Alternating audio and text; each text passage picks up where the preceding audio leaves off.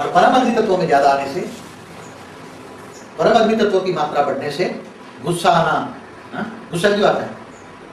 परम अग्नि तत्वों की मात्रा बढ़ जाएगी तो वो दो शरीरों को एक्टिवेट करके नेगेटिव में बेहद की वैराग्य वृत्ति परम आकाश तत्व आता है। और वैराग्य वृत्ति को माया में परिवर्तन कौन करता है? अग्नि तत्व। जो अग्नि तत्व है और वायु तत्व है वो तुम्हें देह और देह के संबंधों में फंसाता है। कौन फंसाता है? परम वायु और परम अग्नि। मगर परम वायु और अग्नि क्यों बढ़ती है? परम वायु और अग्नि क्यों बढ़ती है? जब परम आकाश तत्व इम्बैलेंस होता है। परम आकाश तत्व क्यों इम्बैलेंस होता है? फिर आगे भी ये बताया था कि ये सारे तत्व इम्बैलेंस, पांचों तत्वों का इम्बैलेंस करने के लिए स्थूल उपचार किया जाता है। क्या करते हैं? स्थूल उपचार किया जाता है। मगर स्थूल की जगह सूक्ष्म में उपचार करो, तुम्हारा कारण शरीर जागरूक हो जाए, परम आकाश निसंकल्प रहो, आत्मस्वरूप में रहो। तो जब इसका कारण का निवारण क्या है और सूक्ष्म शरीर को कैसे चार्ज करो?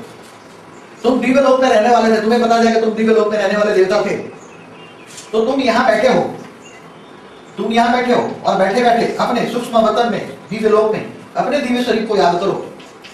तो क्या बोलना है? परमात्मा जब कलयुग के अंत में आता है सबको क्या बताता है? बच्चे तुम दिव्य लोक में रहने वाले हो, तुम दिव्य लोक से आए हो और तुम्हें वापस दिव्य लोक में जाना है।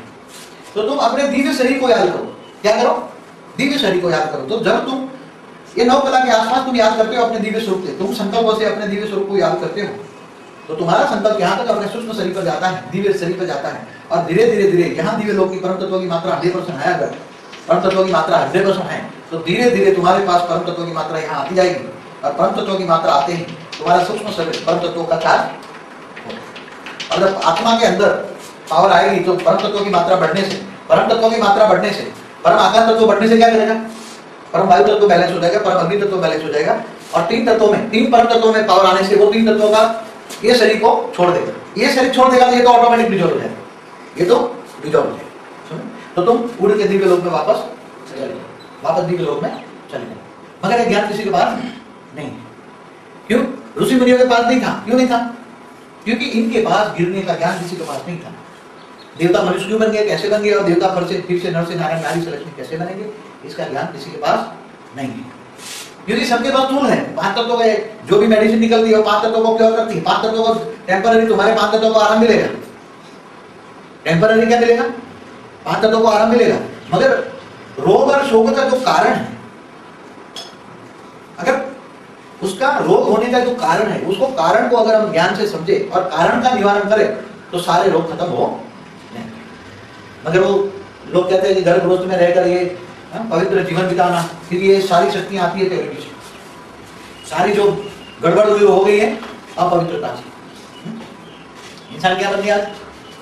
देह और देह के संबंधों में फंसने के कारण, देह और देह के संबंध में मोह में आने के कारण अपनी शक्तियों को खत्म कर चुका। इसलिए आत्मा की शक्ति खत्म हो गई, कारण शरीर की शक्ति खत्म हो गई। कैसे? देह और देह के संबंध। इसलिए पहले कहा देह और देह के संबंध को छोड़, आत्मस्वरूप बन। क्या? आत्मस्वरूप बन। अब आत्मा का स्वरूप कौन है? आत्मस्वरूप क्या है? आत्मा निधि है, मगर उसके पास सूक्ष्म शरीर है, कारण शरीर है।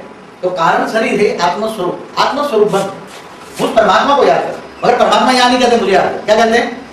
अपने दिव्य स्वरूप को याद।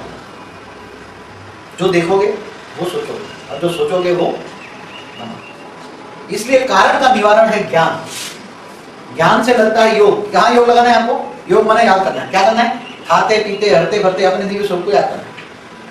जैसे दिव्य लोक में रहते हो ऐसा अनुभव होना चाहिए। दिव्य शरीर का, दिव्य स्वरूप और दिव्य बुद्धि का अनुभव होना चाहिए। और जब दिव्य बुद्धि आएगी, दिव्य स्वरूप आएगा, तब धीरे धीरे करके आत्मा के अंदर पावर आएगी, सूक्ष्म कारण शरीर में पावर आएगी। जब कारण शरीर में पावर आएगी, अब तुम्हारे विकर्म कहाँ नोटिंग है?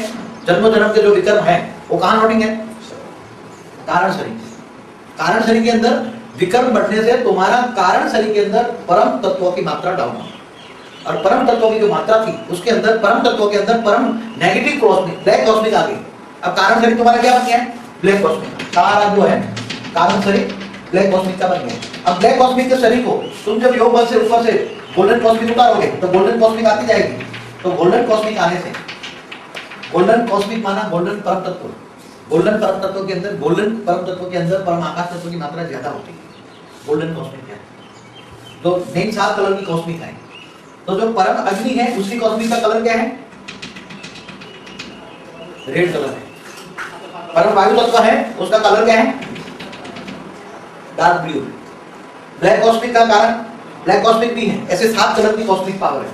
तो 7 शरीर है, 7 शरीर इसके अंदर, कारण शरीर के अंदर 7 शरीर समाये हुए हैं। और 7 शरीर किनको प्रभावित करता है? जो प्रकार का संगीत होगा।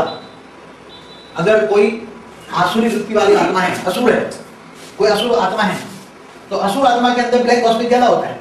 और जब वो भैंसासुर गाएगा तो उसको अच्छा लगेगा। असुर होगा तो वो डांस करेगा ना, वो विदेशी डांस क्या करते हैं, वेस्टर्न कल्चर, उसको असुरों को वेस्टर्न कल्चर डांस करने का अच्छा लगेगा, क्योंकि उसके अंदर ब्लैक कॉस्मिक है। चैतन्य शक्ति कैसी है? ब्लैक, इसलिए उसको भैंसासुर अच्छा लगेगा।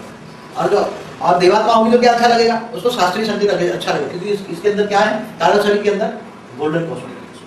और गोल्डन कॉस्मिक होने के कारण आत्मा धीरे धीरे पावर बढ़ा के निसंकल्प होकर आत्म स्वरूप में रहकर अपने दिव्य स्वरूप को याद करना है। दिव्य स्वरूप को याद करते करते वाणी से परे, आवाज से परे, फीलिंग से परे, कर्मातीत, भावातीत, गुणातीत स्टेट बना लेती है। और जब अपनी स्टेट बना लेती है तो आत्मा मन का मौन धारण कर लेती है। तब उसको ये मोह और माया से आत्मा क्या हो जाती है? वैरागी बन जाती है। ज्ञान से वैराग आता है, भक्ति से आता है ज्ञान। जब ज्यादा भक्ति करोगे, बहुत ज्यादा भक्ति पूरी हो जाएगी, तो भक्ति का फल ज्ञान मिलेगा। और ज्ञान आने से, पूरा ज्ञान आने से, दिव्य ज्ञान आने से तुम्हारे अंदर वैराग आएगा। कौन सा वैराग आएगा? कौन सा वैराग? वो साधु संतों वाला नकली वैराग नहीं। आज साधु संतों के पास क्या है? असली वैराग है। करोड़ों के अरबों के मालिक बने बैठे हैं, हाँ, और धन संपत्तियों के लिए लड़ाई करते हैं, तो वो वैराग है। श्मशानी वैराग, घंटे 2 घंटे वैराग आ गया, वो भी वैराग नहीं है। असली वैराग कब आता है? जब दिव्य ज्ञान मिलता है आत्मा को, दिव्य ज्ञान मिलता है।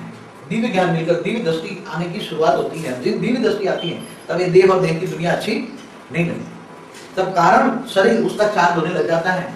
और न चाहते हुए भी जब ये चार कारण शरीर कमजोर हो जाने से जो डेफिसिट पड़ी है, वो निराकारी स्टेज, बुद्धि से निराकार को भी याद करने से काफी पावर आती है। संकल्पों से निराकार याद करो तो भी कॉस्मिक पावर तो आती है।